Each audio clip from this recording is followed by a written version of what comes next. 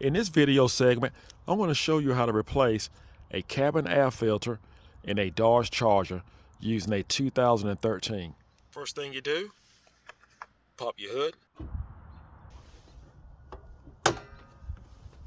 We're going to go over to the passenger side of the vehicle. You want to come right here.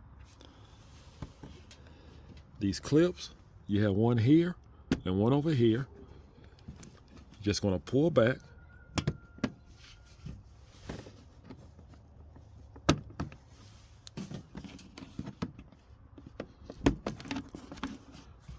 Lift up on this vent. Next, we're going to open the top. Just pop it up, flip it over, and here's your cabin air filter.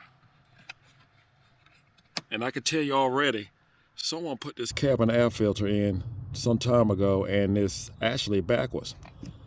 Your arrow should be facing towards the rear of the vehicle.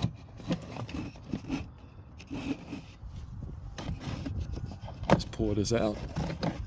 Definitely time for it to be changed. Here's a new air filter, the average price. We want to be mindful of the airflow.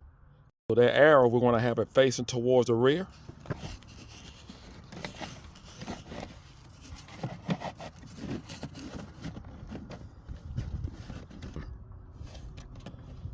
Just close back the cover. You want to take your vent, you want to put it back in place. Snap it back in. Close your hood. And there you have it. I hope this video was helpful. Do not forget to subscribe. Take care, and God bless.